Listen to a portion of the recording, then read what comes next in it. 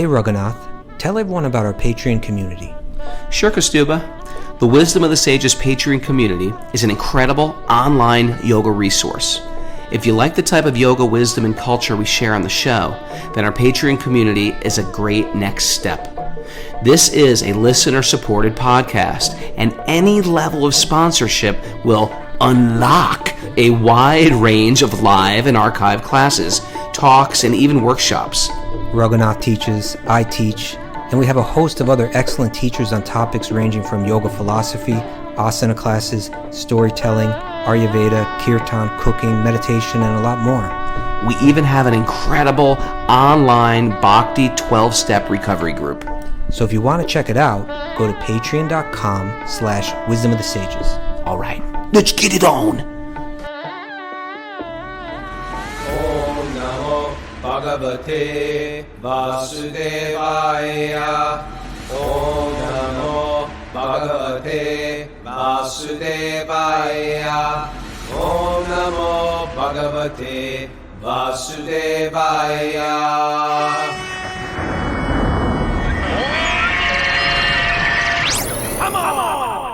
Live from Super Soul Farm, this is Wisdom of the Sages, a daily yoga podcast with your host, Raghunath, and co-host and senior educator at the Bhakti Center in New York, Kaustubha Das. Welcome to the show, and welcome to Tuesday. Tuesday, Srimad Bhagavatam class, where we study sacred literature from India to upgrade us. You know, Kaustubha, I was thinking of the caterpillar. The caterpillar, there's that nice verse from the Bhagavad Gita. Yam yam vapi smarambhavam tyajanti antikalevaram tam tam avaitikonteya sada tadbhava bhavitaha. Arjuna, whatever state of being one remembers at the time of death, one certainly attains that in nature. So today is my son's birthday, Rocco.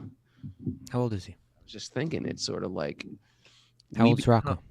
He's 14. Isn't that hard to believe? No, I'm still like harder for you, maybe. He's 14, and he's so sweet, man. He's like this. I was very sweet, such a criminal at 14. He's sweet. He's a sweet, nothing like me. But anyway, he's a sweet kid. But the idea is, I was thinking, it's sort of like the caterpillar meditates on the butterfly. I'm not sure if that's true, but he's meditating. How do you know the that? Idea, I don't know if that's true scientifically, but the idea is like we become what we meditate on. We become, and what we meditate on? Sort of what's in our face. If you're sort of left on autopilot with this crazy culture, God knows where media will take you, where magazines will take you, where television and Netflix will take you, where your schoolmates will take you. You know, so as parents, is one thing is like, our real duty is to become spiritually conscious if we're recognizing our spiritual identity. And therefore, we sort of set some markers, some dropped pins for our kids to sort of like say, okay, this is what normal is. We're sort of like trying to make a new normal, a spiritual normal, because the bar has been so lowered in culture. And so kids have something to look forward to. And so our biggest thing I could do for our kids, for our family, for our loved ones, is to really take care of our own spiritual life and see that what I'm putting in today is becoming tomorrow. I'm creating my next body right now. And there is like an internal cleanliness as well as an external cleanliness. There's an internal cleanliness, our thoughts, how we work, what we do in our recreation. We become that butterfly by that meditation of what we want to become tomorrow, this year, next year, 5 years from now, etc. So I'm just thinking about, like, as this boy becomes a teenager, well, I guess he was a teenager at 13, or becomes a man, it becomes more and more out of the parents' hands, and sort of like whatever we instill in them in their childhood. And a lot of times that installation is what we instill in ourselves. What do you think about that, Kaustubha? Yeah, well, I could see the wings sprouting from you right now, Raghunath. The wings? You could just float away at any moment. But, you know, there's a verse that's an often quoted verse. You know that you mentioned. Yum yum. Yeah, that's Bhagavad Gita 8:6. Right, that whatever we meditate on, particularly at the moment of death, that determines our next birth. And often there's a commentary, related to that, how we live our life determines what we're meditating on at our death. Right. It's rare you do one of these last minute switcher. Now I'm spiritual. I'm going to do crazy things my whole life. And then the last minute, now I'm spiritual. Yeah. It's more likely if you're not really prepared for that moment, then you could be thinking about anything, or your mind gets dragged to certain places. Yeah. But there's the verse after that. I really love the verse after that, which is in relation to it. The text 8:7? Give me a hint. Starts with the word tasmat, therefore. So it's like if I don't know. If what you meditate on at the time of death determines your next birth, then Krishna says, therefore, tasmat sarveshu kaleshu. Therefore, all the time, right? Sarveshu kaleshu, at all times. Mam anusmara. Always think of me, always meditate on me, always remember me. Yujicha. And at the same time, fight. And this is his message to Arjuna. So yeah, it's like, therefore, because it's not saying that we should all be fighting, but it's saying that. Therefore, just fight. Just fight. Isn't that the takeaway from the Bhagavad Gita? Just fight somebody, anybody. Just fight. And think of Krishna and fight them. But because Arjuna, his dharma, his role was to protect others, and in this particular instance, he had to fight. So it's being said, therefore, the point is therefore, be dutiful in life. Do your duties that you have in life, but do them infused with thought of me, right? See them all in relation to me, so that when you do your duties in life, whether it's being a father, like you're talking about right now, you're being a father, that's your duty, that's your fight, in a sense. But you're doing it with thought infused, mamanusmara, always remembering God, always seeing yourself and your son and your, whatever your duties may be in relation to God. And then he says, mayarpita mano buddhir. Arpita means to offer it to me, so offering to me your manas and your buddhi, your engaging in me, your mind and your intellect. Through that, surely you will tame me without doubt. I really thought I was impressing you when I quoted this verse, and you just come back with the next verse. You knew exactly the next verse. You break down the Sanskrit. I'm just like, all right. No, I loved your butterfly thing. But I was like, wait till Kaustubha hears this. I'll quote a verse in Sanskrit and then tell it back to him and then explain it. And you're just like, ooh, it's okay. It's beautiful. Go, man. Go with this. No, so my point, I just think it's a classic Bhagavad Gita verse. It takes that deep spirituality and brings it into our into our daily context. We all have that fight that we have to engage in. We all have those duties that we have in life that we have to engage, that might seem otherwise like a distraction from our spiritual practice, but no. What would seem like more of a distraction from a spiritual practice than actually having to engage in warfare. But Krishna says, mama anusmara ayujicha, but always meditate on me at the same time fight. You keep doing that, and then the wings start to sprout, right? Yeah, or the horns, depending on. Yeah, or the horns, depending on what you're meditating on. How about this one? Okay, I'm gonna try to get Kaustubha. Oh yeah, sure. One up me. What about 8? You don't know that one, do you? Okay, how about this one? Yeah. Yanti deva vrata deva. Oh yeah. Pitri yanti pitri vrataha. Bhuteja yanti bhuteja. Pitri yanti pitra vrata. Yeah. Go ahead. Bhutani yanti bhuteja. Bhuteja yanti mam yajinopimam. Those who worship the demigods will take birth amongst the demigods. Those who worship the ghosts and spirits will take birth amongst such beings. This is easy there, Raghu. Don't run wild with that, okay? I got to go with, Surviving Death had that whole episode where they were worshiping ghosts and spirits, sure. Feeling like it was spiritual. Those who worship the ancestors. Yeah, people do that. Go to the ancestors. People worship the Pitris, right? Yeah. And those who worship me, Krishna, will live with me. Mm-hmm. Yeah. We are meditating. That's the verse. When you quote that verse, like when that's an appropriate verse to quote. When people are worshiping ghosts. Well, they always. That's one time I'd quote it. Exactly. But sometimes there's like a what I would call just there's a type of universalism that's there in, let's say, in Hinduism in general, right? That's Sure. like it's not condemning of other people's spiritual views or paths. It's open to them, and it can recognize the truth in them. But sometimes that that universal kind of mood, it can be misapplied to the Sure. to the They'll point just say where it's all the same. It's yeah, you it's can worship this or you yeah. can worship that or this god, this devi or this deva. It's all It all the goes to same. the same It's all place. it's all Yeah, spiritual. yeah, Uh-uh. yeah. So Uh-uh. there, yeah, No. yeah. So yeah, so this verse is saying that based on your focus and your meditation, you go. If you buy a ticket to L.A., you go to L.A. If you buy a ticket to New York, you go to New York. You know, and if you what you meditate on, what you choose to meditate on, determines your path, determines your destination. Yeah. Nice. Loving the little Bhagavad Gita in the morning like Yeah, this. a little Bhagavad Gita, little wisdom nuggets, we call them here. Wisdom of the sages, little wisdom nugget. All right, thank you. All right. So we are on Canto 3, Chapter 5. Vidura's talks with Maitreya. Mm-hmm. We're going to start here. Where?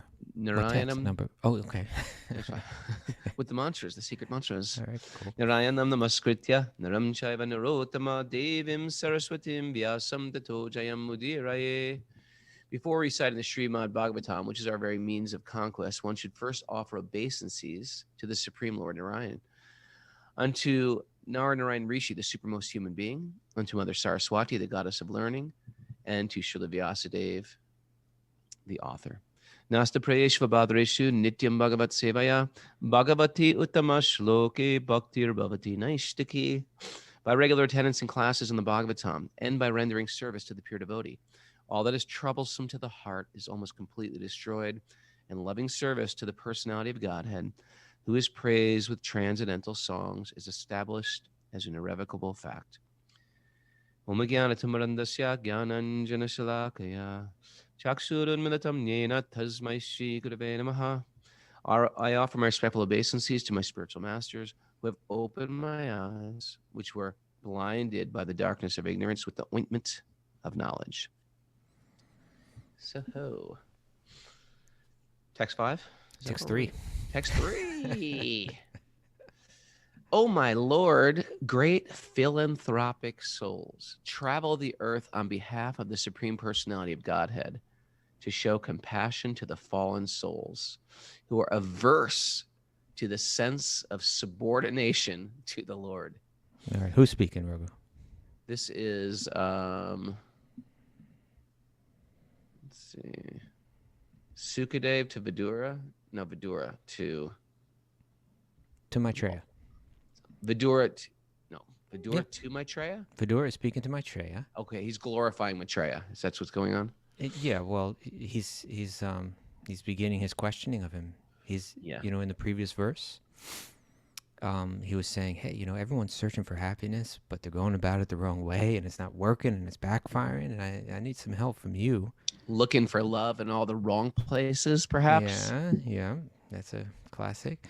And so, so here he's saying, to Maitreya, that people like you, philanthropic souls, they wander all around, and this is part of that Vedic tradition, right? You have these wanderers that are full of knowledge, and so they wander around the earth on behalf of God to show compassion to others who are, and then it's interesting, right? They're averse, and then, I think we need to discuss the language here, right? Because it says averse to to subordination to the Lord. Well, subordination, we don't like that word. I mean, right there, just that word, it makes me averse right there. Right? Subordination. Just even the word surrender even has bad connotations.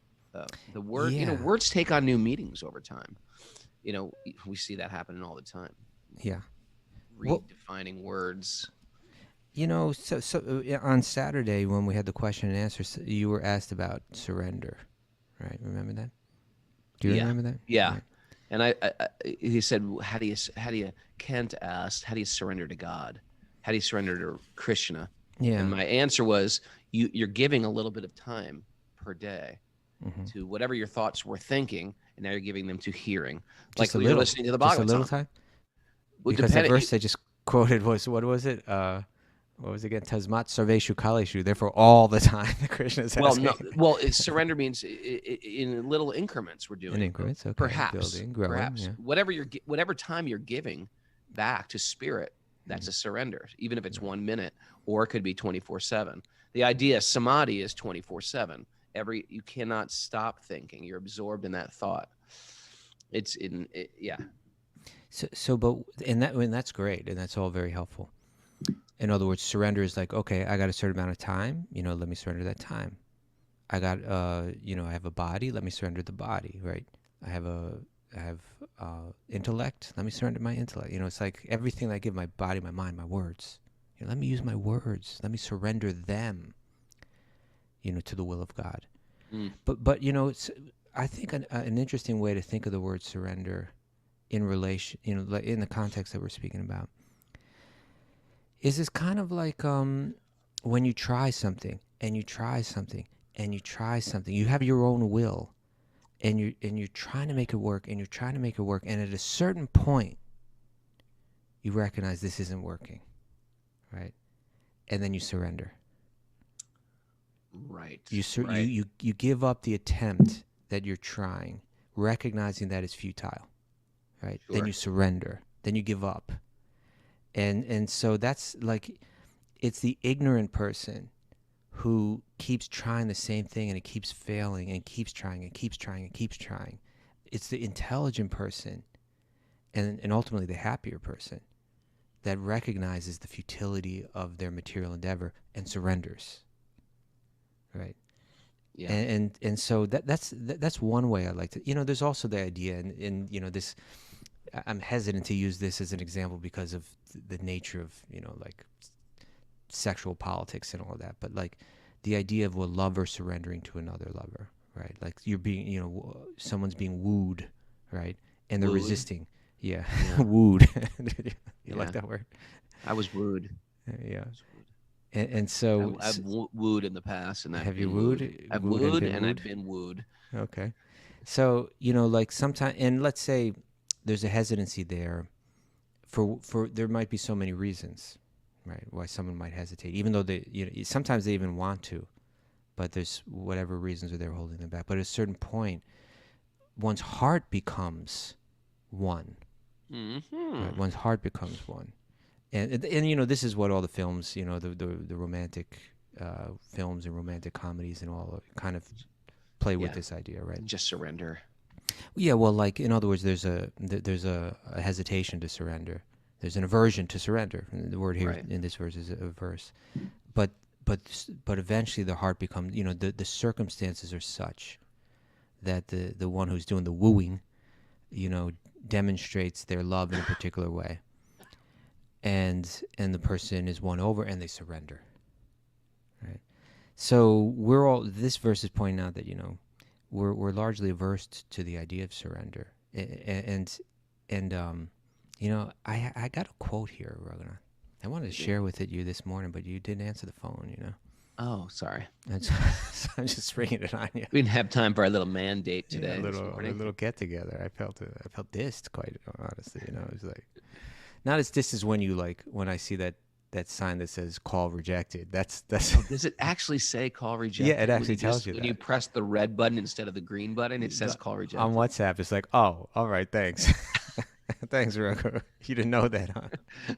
I didn't know it said that. I thought it might just say busy. Yeah. It doesn't. Okay. Okay. So this is what I'm going to read now. You see, all of this if you see this in the right context. Right. When we hear the word subordination, we sound like, oh, you're making me a slave, or there's some kind of hierarchy, and I'm going to be under someone's thumb.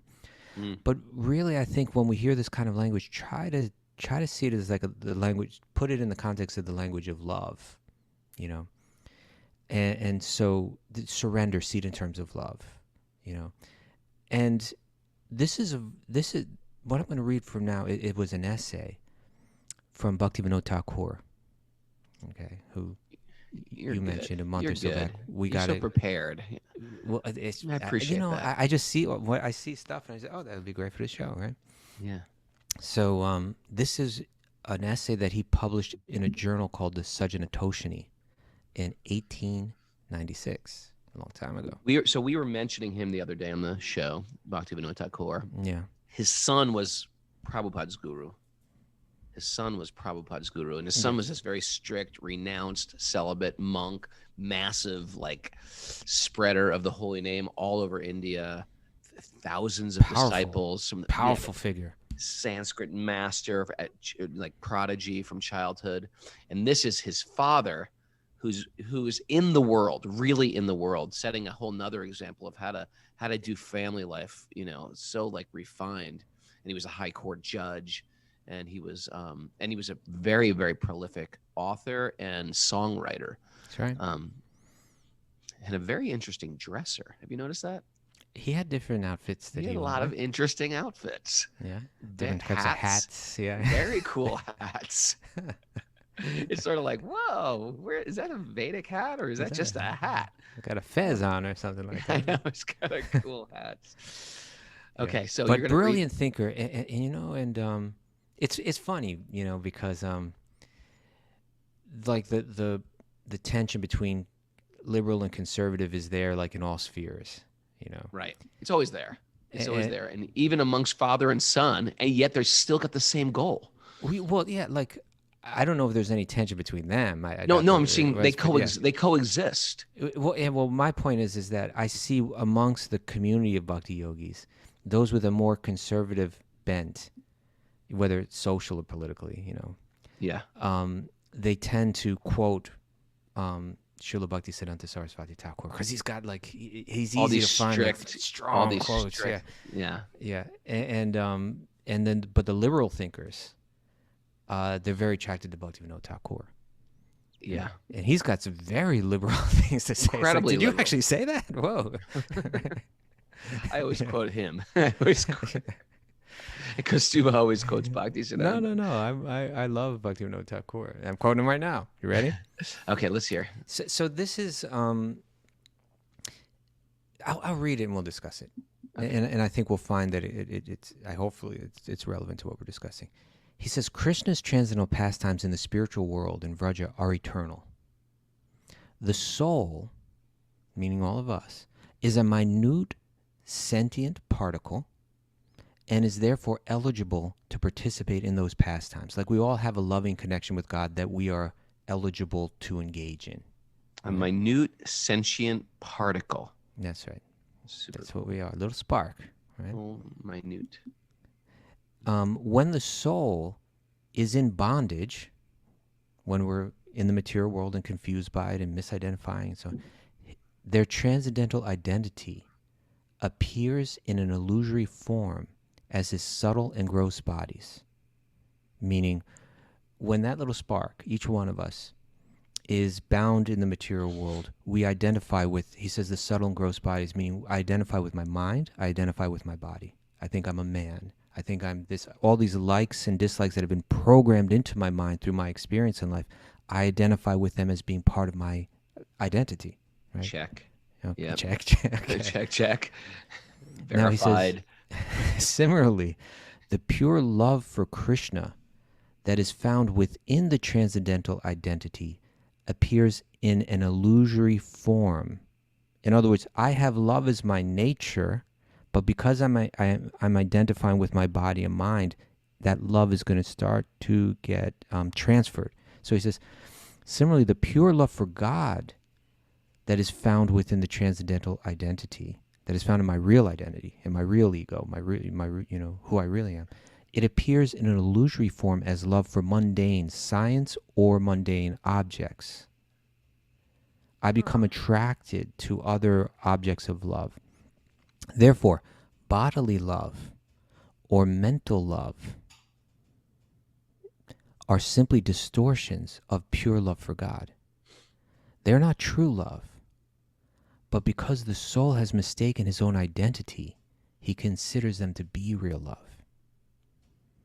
Okay, so it's saying that we've turned our love from that primary object of love, right? Again, the whole thesis here is that there's a root of all existence, and we are designed, with the dharma to love, to love and to serve. And when that dharma is focused, then when that calling to love is focused on that root of all existence, then we're connected, and we're nourished, and we have vitality. And that love also, because when you water the root, it spreads to all of the plant.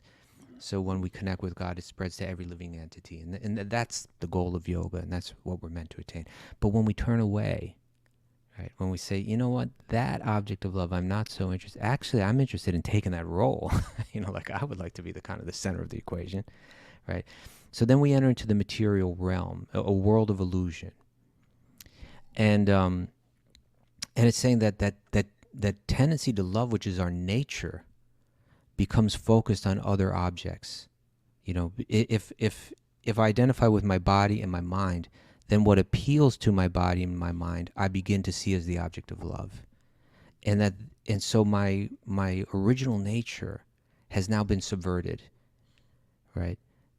It's been somehow warped and misdirected, and the results of that will never be satisfying. And therefore all the songs, right? Looking for love in all the wrong places, and so on, right? Bring me a higher love. Bring me a higher love is the call to return, right? That's what I mean. Yeah. Yeah. Bring me a higher love. Right? We're frustrated. We're loving things of this world. Yeah. Yeah. And it's letting us down. It's understandable. We've had too many expectations in the material world to fulfill that God, to fulfill that, actual desire for God. Yeah. And so, of course, it's going to let us down. What am I, silly? Right. But now this is the interesting point. Is like that sense of frustration that is natural in the material world. Because as you've mentioned in the past, and I think you were quoting Plato or something like that, like the 3 different ways that materialism lets us down. What were they again, briefly? 3 ways the material, briefly. Briefly, right? Can't I just run with this one? 3 ways the material world lets us down. 1, we want something, we don't get it. 2, we want something, we get it, but it gets taken away from us. Right. 3, we want something, we get it, but it doesn't live up to what we thought it would be. Right. The 3. It never was fully what I thought it would be. Yeah, so these different objects of love that we may or may not get, and that ultimately, even if they satisfy, we lose, or they don't satisfy, there's 2 responses to that. And one response is that enough, I surrender, right? I get it. If there's a source there that's informing us that there's an alternative, right, then it's worth experimenting with that alternative. And that's what the Bhagavatam is calling out for. That's what the Gita is calling out for. And all the Vedic literature is trying to identify, hey, there's another way to go about this. But what happens sometimes is that the whole experience of the disappointment and the love of the material world, it can make one cynical. Yeah. It can make one averse to the idea of, you see, because when we say the word service or subordination, and that's what I'm talking about, when we're talking about it in the language of love, see it in terms of the language of love, and understand that subordination is actually, when you become subordinate, you become subordinate to the love, to true love, right? When you truly love someone, you become subordinate to their will. And one of the most deepest and esoteric mysteries of Bhakti-yogi is that God himself becomes subordinate to the love of the devotee. That's how love works, yeah. Yeah. So, but if in the course of my attempts of looking for love in all the wrong places, I become cynical, then the very idea of subordination I become adverse to. Sure. Like the guy in the subway once, when I was younger, I used to just talk to people, I still do that, but I had this idea, like, if I talk to old people and pick their brains, they can give me some advice. So I sat next to this guy in the subway and I was like, hi, Mr. Old Person. You're old. You must have something wise to say. I did that. Basically, I said, what have you learned in this life? And his response was so funny and so quick. He goes, don't trust anybody. That was his like Don't trust mature anybody, statement. kid. Don't trust anybody. And in the material world, it's understandable because you go in vulnerable and you want to trust and you want to love, and then people break your heart. And so You get cynical.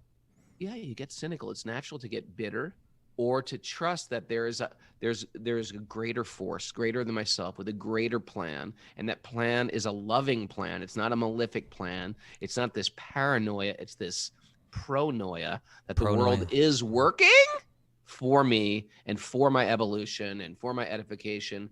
And, and it's exactly what I need right now. And that's hard to see when we're suffering and going through some real turbulent times.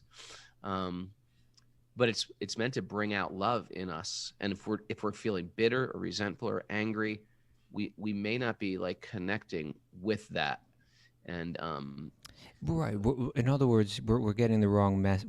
The message came, but somehow we misinterpreted it as it went through the filter of our mind. Sure. Where the message the universe was sending us, you could, if you want to put it that way. It's also tied into I can't control what's going on. My son's turning 14. I can't control his influences at this point. I can't stop that. All I can do is love, and I throw my hands up in the air and love and try to lead and try to be the best person I can be. But ultimately there's another plan, and each, for my kids, they all have their own type of karma. It seems like, well, I raised them pretty much the same. Everybody's coming into this world with their own karma. And it's hard for me to even notice because it seems like they're my kids and I started them. I planted that seed, but that seed's been going for lifetimes. And that's like a hard thing to get. Got to surrender. Yeah. And that's the idea of surrender. You become happier when you surrender, right? You become frustrated if you don't. So again, if in the frustration of my endeavors as I move through this world and identifying with my body, identifying with my mind, looking for love in all the wrong places, getting heartbroken, the message that's meant to be coming is surrender, reconnect. Everything, and Prabhupada would sometimes use, often these parent-child analogies are really perfect for this kind of thing. But, a rebellious child, runs off on their own, suffers, and eventually has that opportunity just to turn back. It's all the shelter that you need is right here, Right. And so we may get that message and turn back and surrender, subordinate, all of that, but with love, or we may become cynical and hardened and averse to the very idea. And so this, I want to read another purport, or at least an excerpt from a purport. This is Srila Prabhupada's writing in commentary to 3rd Kanto, Chapter 9, Text 33. And I've read this once on the show before, but it's so right on point that I thought, let's read it again. You ready? Yeah. In the Bhakti Rasamrita Sindhu, very important text on bhakti, it is said that a person whose only desire is to render transcendental loving service to the Lord is a free person in any condition of material existence, right? Is a free person. Because our aversion may be, well, why should I subordinate myself? Why should I subordinate my freedom? So he says here that Bhakti Rasamrita Sindhu says that a person whose only desire is to render transcendental loving service to the Lord is a free person in any condition of material existence. That service attitude is the svarupa, or the real form of the living entity. That's who we really are, right? Not the body, not the mind. We are a loving servant, connected to God by nature. Lord Sri Chaitanya Mahaprabhu, in the Chaitanya Charitamrita, another very important Bhakti-yoga text, also confirms this statement by declaring that the real spiritual form of the living entity is eternal servitorship to the Supreme Lord. Okay, I said that's ruffling my feathers, right? You're telling me I'm not only a servant, but I'm one forever?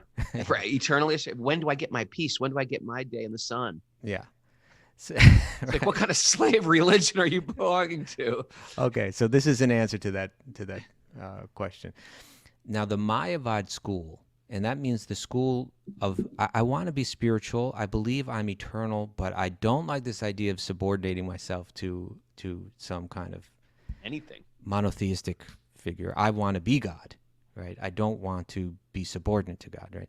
So the Mayavada school shudders at the thought of a service attitude in the living entity, not knowing that in the transcendental world, the service of the Lord is based on transcendental love. Okay, that's the big clue here, right? This is the point that we need to focus on. Transcendental loving service is never to be compared to the forced service of the material world. In the material world, even if one is under the conception that he is no one's servant, right? Someone may come along with that attitude, right? I don't serve anyone. I don't bow down to nothing, you know. Yep, all the time. So in the material world, even if one is under the conception that he is no one's servant, he is still the servant of his senses, under the dictation of the material modes, right? You're not actually free. You're just following the dictation of the mind and the senses. Factually, no one is master here in the material world, and therefore the servants of the senses have a very bad experience of servitude. They shudder at the thought of service because they have no knowledge of the transcendental position. In the transcendental loving service, the servitor is as free as the Lord. The Lord is Svarat, or fully independent, and the servant is also fully independent, or Svarat, in the spiritual atmosphere, because there is no forced service. There is transcendental loving service. The transcendental loving service is due to spontaneous love. A reflected glimpse of such service is experienced in the service of the mother to the son, the friend's service to the friend, or the wife's service to the husband. Let's take the mother and the son, right? And mothers out there will know this. How much do you have to subordinate your will to serve that one you love? But you do it out of love, right? You're caring for the son. You're, making the son's bed. You're buying things for the son. You're cooking for the son. You're serving the son, but out of love. Changing diapers. Changing diapers. Ever change a diaper, Kaustubha? Never. Never. And I don't plan to either. I've changed thousands of diapers, man. It's a type of initiation. I've ever done that. I think I remember. Type of initiation. Yeah. Okay. So he goes on. These reflections of service by friends, parents, or wives are not forced, but are due only to love. Here in the material world, however, the loving service is only a reflection. The real service, or the service in Svarupa, is present in the transcendental world in association with the Lord. The very same service in transcendental love can be practiced in devotion here. So it's saying this is the bhakti path, the path of bhakti yoga, is where I'm recognizing my body and my mind have taken control of me. So I'm misidentifying, and therefore I'm experiencing suffering. My true svarup, my true form, is in connection with that divine source. And if in my sense to my natural sense to love and to serve with love has been warped. It's been subordinated. It's going to be subordinated one way or the other, right? But it's been subordinated to illusion. I have to redirect the subordination to truth. I use this analogy about the gardener. If you've never dealt with a good gardener, they know how to come in there in the springtime and just start lopping off branches of everything in the orchard. They go up to your berries and chop them down to nothing. They go to your lilacs. When you see the lilacs, which are, they're big woody trees, they clip out the big, thick, woody part of the tree. And if you were just to see that, you feel like, what the hell is this guy doing to my garden? He's just taking everything apart, taking it back, pruning it down. Mm-hmm. And in that pruning, you can get very, very angry. You just ruined my entire garden. But the idea is that it's that pruning which is necessary for the growth of the new season. And not only that, it enhances the growth. It makes more apples come. It makes thousands of berries come. It makes more lilacs come into full bloom. But in that process, so the material world will cut us back, but there's a deep trust in the bhakta. It's learning to trust the gardener. There's a higher intelligence going on here, and loss or gain is meant for my growth. It's not for me to enjoy. Yeah, look at this gain I got. I am the center. I am the guy, the cool guy. It's not for us to enjoy that. And it's not for us to suffer when things start to fall apart. It's to see that there's a higher intelligence that wants me to grow as a spiritual being. And I'm going to get gain and loss. And I'm going to be steady in both because I understand ultimately the real win here is my spiritual evolution. And I have very little control what's going on, but I have to see a divine hand in all this, the beauty and the beauty and the devastation that goes on in material existence. Good night, everyone. Good night, everyone. My name's Raghunath. I'll be here all week. All right. All right. Wizwiets. Well, we could read the commentary. We could move on to text 4. Should we look at the commentary? Let's move on. Let's move on. Got a lot of commentaries going on today. All right. Therefore, O great sage, please give me instruction on the transcendental devotional service of the Lord, so that he, who is situated in the heart of everyone, can be pleased to impart from within knowledge of the absolute truth in terms of the ancient Vedic principles, delivered only to those who are purified by the process of service, of devotional service. Yeah, so you can't even understand this stuff unless you're purified by the process of devotional service. Well, that's a very interesting point, isn't it? Right? I mean, that's a very, very interesting point in order to understand spirituality in general, but, specifically Bhakti-yoga. The idea is that God reveals himself. God chooses to reveal himself. Right? It's so therefore, and if that's the case, then our endeavors have to recognize that. Our spiritual endeavors have to recognize that. It's not something that I attain, even with the greatest level of renunciation, self-control, self-discipline. These all can be useful, but ultimately it requires God's own will to reveal himself. And so here it's saying that God's situated in the heart of every living being. And in Vidur is saying, give me the instructions on the mood that I need, right? This mood of service, of loving service, so that God who's situated in my heart will be pleased, will be naturally inclined to reveal himself from within. Yeah. Sometimes I have to prepare for a class, and I'm trying to go through some notes or search a verse or something like that, and then I get to this point where, like, you know what?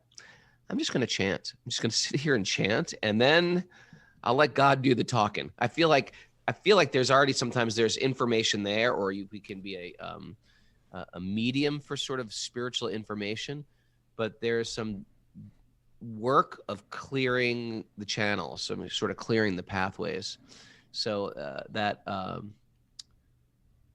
we have to become purified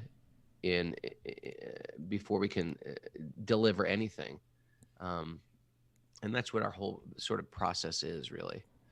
There is truth, there's God within the heart, and there's God instructing. There's like a spiritual radio station, but my receiver is not tuned to it. It's tuned to other stuff in the material world.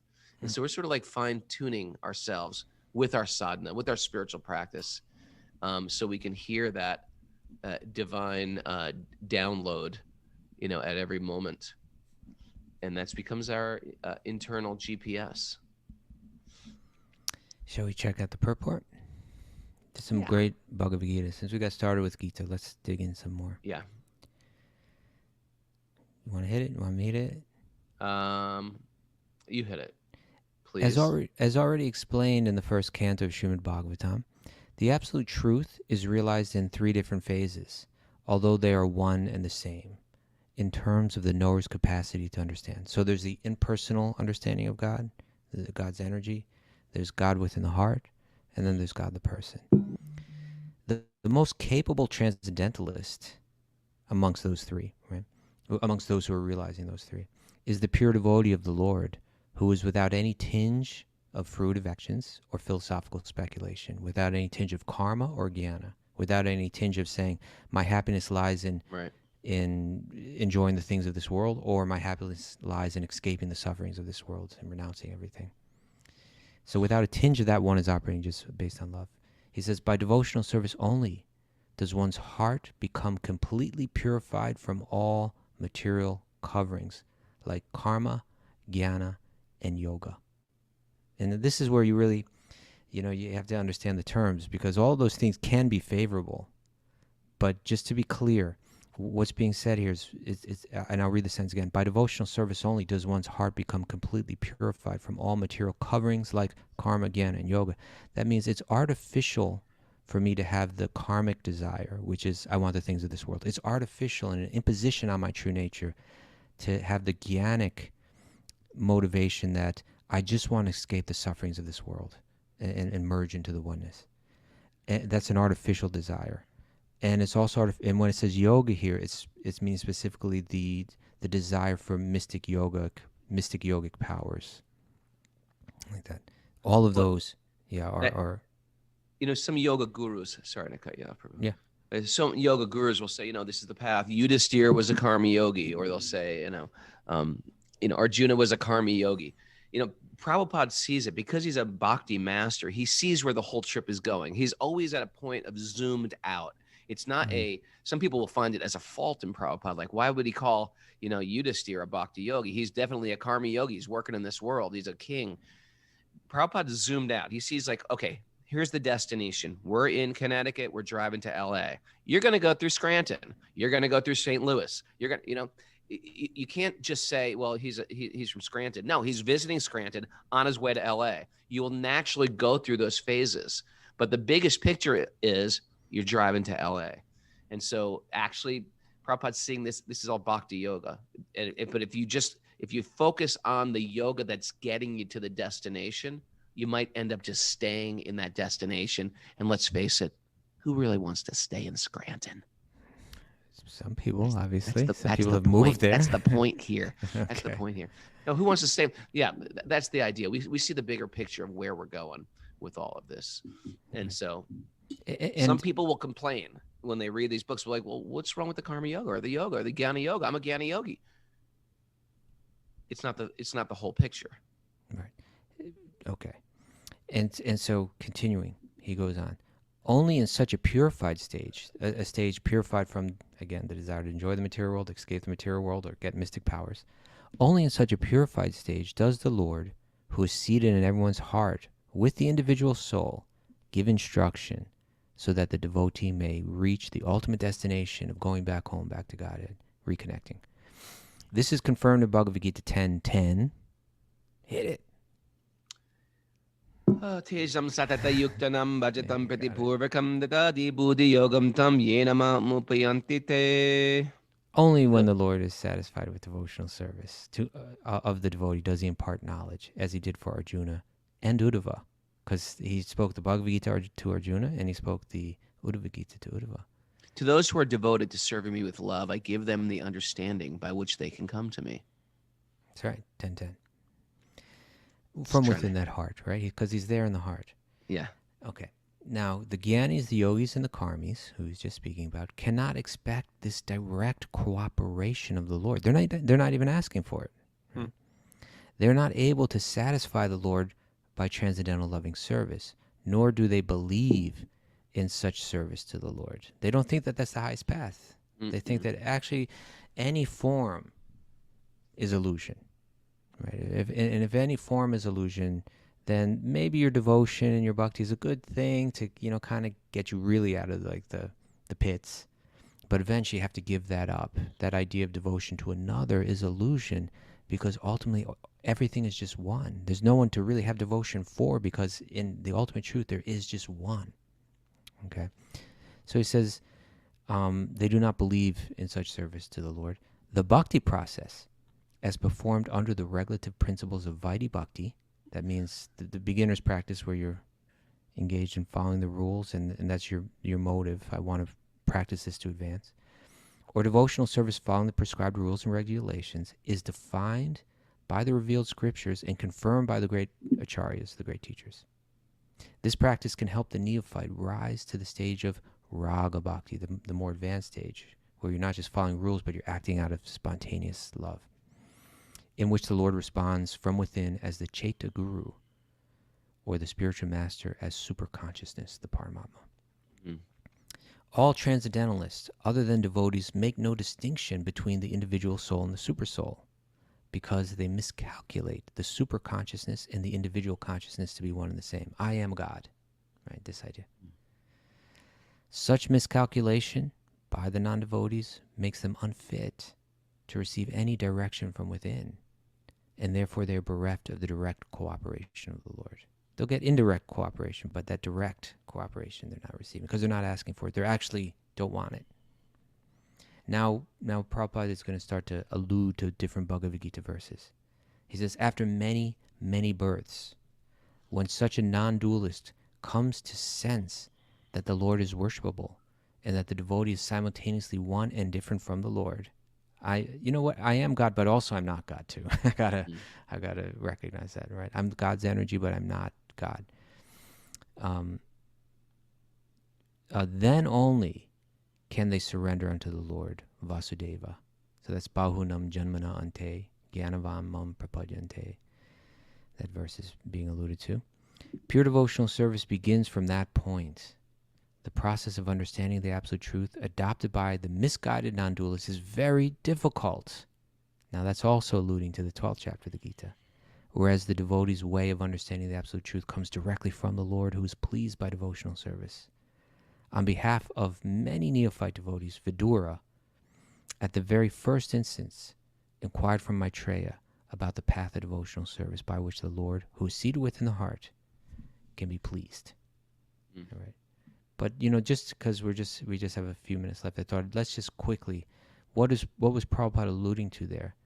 This idea that if I think that I'm God, if I think that there's no form of God that's eternal, then I'll take up a practice of meditating on my oneness with God that is very difficult to maintain. And so this is what Arjuna, at the beginning of the 12th chapter, he inquires to Krishna, which are considered to be more perfect?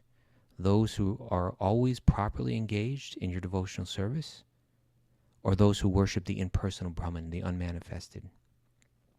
And in text 2, Krishna says, those who fix their minds on my personal form and are always engaged in worshiping me with great and transcendental faith are considered by me to be the most perfect. And he continues, for those whose minds are attached to the unmanifested, impersonal feature of the Supreme, advancement is very troublesome. To make progress in that discipline is always difficult for those who are embodied. But those who worship me, giving up all their activities unto me, right? As we were saying before, mam anusmara yudhyacha, always remember me and fight. But those who worship me, giving up all their activities unto me, and being devoted to me without deviation, engaged in devotional service, and always meditating upon me, having fixed their minds upon me, O son of Pritha, for them I am the swift deliverer. Swift, it happens quickly, it's fast, it's a powerful process. I'm the swift deliverer from the ocean of birth and death. Very clear, is it not? Beautiful. All right. You got anything to say? Or are you going to hit the music? I'm trying to look at you and look at my phone to hit the music thing and try to be cool about it. Didn't work. There it is. Come on. Oh, come on, kid. You can Let's do try it. that again. You can do it. Now, DJ Raghu just My DJ. There you go. Another Bhagavatam class. Starting your morning. This is our superfood for the ears. Thanks, everybody, for joining us. We do it on a regular basis. We show up, we hear spiritual truth. It redirects us in our choices in the course of the day. Thanks, everybody, being part of this wonderful community. If you want to join the community on Zoom, you can. Just email Mara. Wisdom of the Sages 108@gmail.com. Love seeing all your beautiful faces every day. And it's encouraging. And thanks to all the people out there that we don't see every day. We appreciate it. Tell us about your spiritual journey. Go to Apple iTunes or Apple Podcasts, rather, and write us a review and tell us your story, how you got here. We'd love to hear it. And we read them all. And question day, it's not happening this week. I'm going to California this week. But if you got questions, write them to Mara. Again, wisdomofthesages108@gmail.com. If you haven't checked out our website, wisdomofthesages.com. And we've got a whole page of Wisdom of the Sages merchandise. That's one way you could support us, or go to our Patreon page. Really grateful for everybody in this community. And now, the funnest part of my day is when we dance in front of our computer.